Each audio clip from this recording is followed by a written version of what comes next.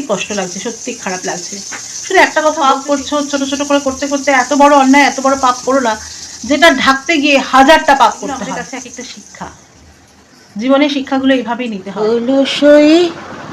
অলসই আমার ইচ্ছা করে তোদের মতন মনের কথা কই।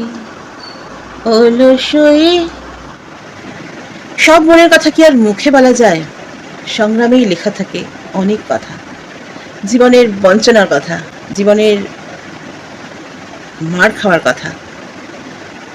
আমি মুখে বলায় বিশ্বাসী নই, আমি প্রতিশোধে বিশ্বাসী নই, আমি সময়ে বিশ্বাসী। যে স্বপ্নটা প্রতি মুহূর্তে দেখি, সেই স্বপ্নটাকে সত্যি করাতে বিশ্বাসী।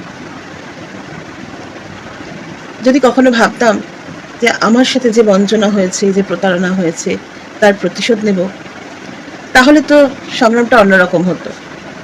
কিন্তু প্রতিশোধ কখনো নিতে চাইনি, প্রতিহিংসায় আমি বিশ্বাসী নই। আমি সবকিছু সময়ের ওপর ছেড়ে দিতে চাই।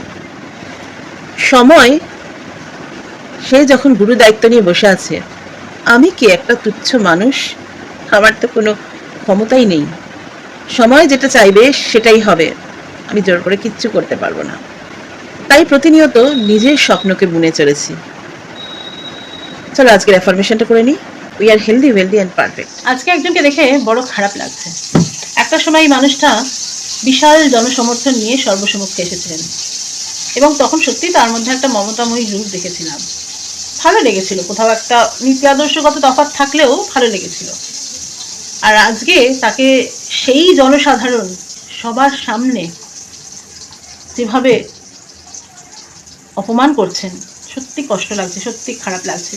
শুধু একটা কথা বলতে চাই, এটা সকলের জন্য, যে অন্যায় করছো, পাপ করছো, ছোট ছোট করে করতে করতে এত বড় অন্যায়, এত বড় পাপ করো না, যেটা ঢাকতে গিয়ে হাজারটা পাপ করতে হয়, যেটা ঢাকতে গিয়ে দিনের পর দিন তলিয়ে যাচ্ছ।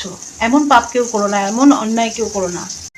জীবনে খারাপ ভালো ওঠা পড়া থাকতেই পারে, তাই বলে লোভের বশবর্তী হয়ে এমন কিছু করো না যেটা তোমাকে আরো তলিয়ে নিয়ে যেতে পারে। এগুলো আমাদের কাছে এক একটা শিক্ষা, জীবনের শিক্ষাগুলো এইভাবেই নিতে হয়।